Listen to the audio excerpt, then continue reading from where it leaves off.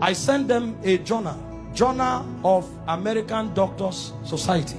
They did an investigation on the physical death of Jesus, and the conclusions they came out with. These are not Christians, these are scholars. They decided to study the physical death of Jesus. What they came up with, I only came with the pictures to show you, to give you an idea.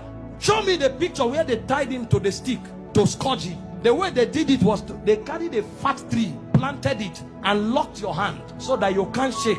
That means when they are scourging you, you can't turn. And they stripped you naked when they scourged you. The cane they used to whip you, they attached bones and metals to it. So anytime they wipe you, it pulled off your skin. There were records that said they whipped somebody like that and the thing tore the intestine and things came out. Somebody else was scourged like that. The whole back was peeled off. They saw bones.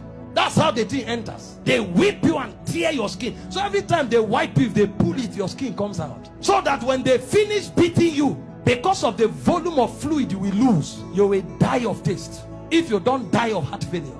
This is scourging. And the Romans don't flog 39. It's the Jews that flog 39. The Romans flog until they are tired. So the people beating you, they will beat you until they faint.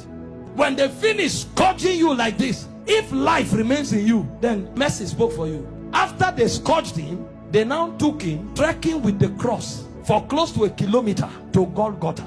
He lost so much weight that short journey he fell 3 times. He couldn't walk, and nobody would give him anything to drink. Historian said when his face was wiped, blood stains crested the mark of his face on the handkerchief. Everywhere was bleeding. Can I show you the scripture that described this punishment? Isaiah 52 verse 14. When they finished beating Jesus, that alone would have been enough.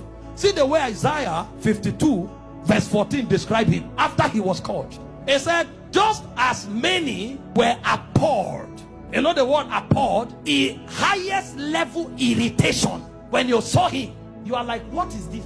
You couldn't describe it. It said many were appalled at the sight of him. For so mad, you know the word mad, disfigured. So disfigured was his appearance, like an object of horror.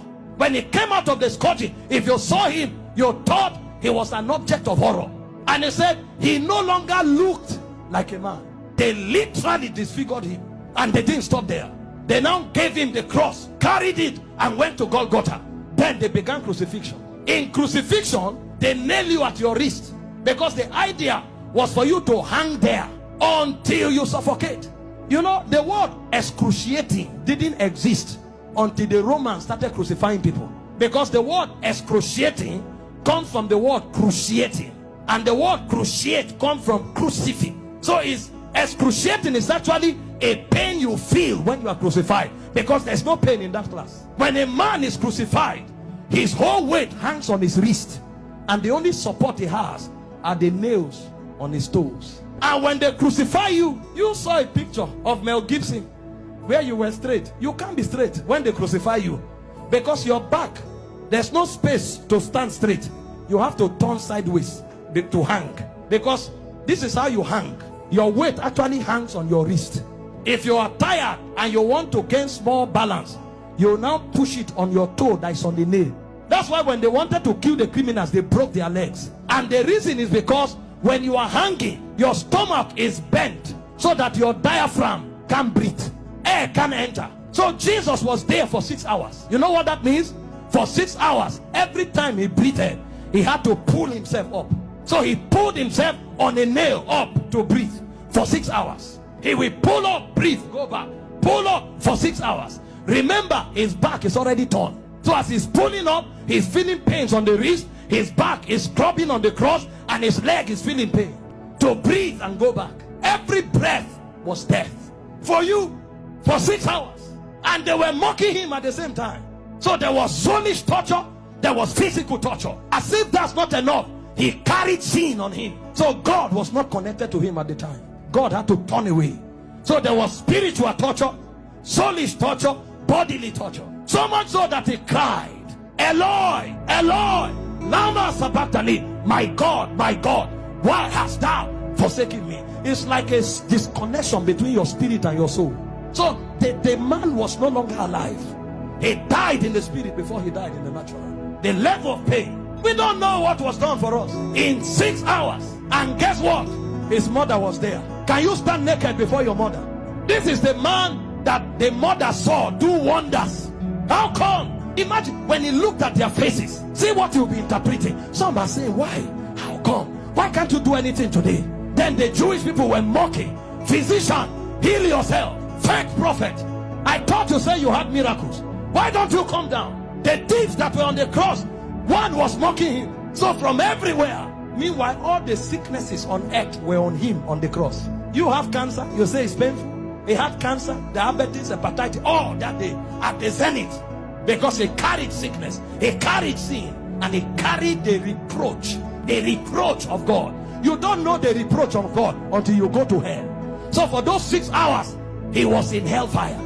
Until a point came when the price was paid. He looked up and said, I'm thirsty. They gave him vinegar. He said, no, that's not what I'm looking for. I'm looking for the river that flows from the throne of God. I'm looking for that which satisfies indeed. When they didn't have it to offer, he said, it is finished. And he said, Father, unto you I commit my spirit. I commit. Because they couldn't kill him. They couldn't kill. No, you don't kill him. This commandment I've received from my Father. I have the power to lay down my life and to take it up. So he felt all those pains, keeping his life inside him. He had the choice to give up the ghost early. But if he gave up the ghost before the scourging, the sacrifice won't be complete. That's where it is more painful. He had the power to say, no, now I depart. But he kept his life and suffered the pain. From the scourging, to the shame, to the reproach, to the embarrassment, to the flogging, to the crucifixion, until he checked and saw that the sacrifice was complete. Because he had the choice of letting you go to hell, or of keeping you while he stays in hell. He chose to stay in hell.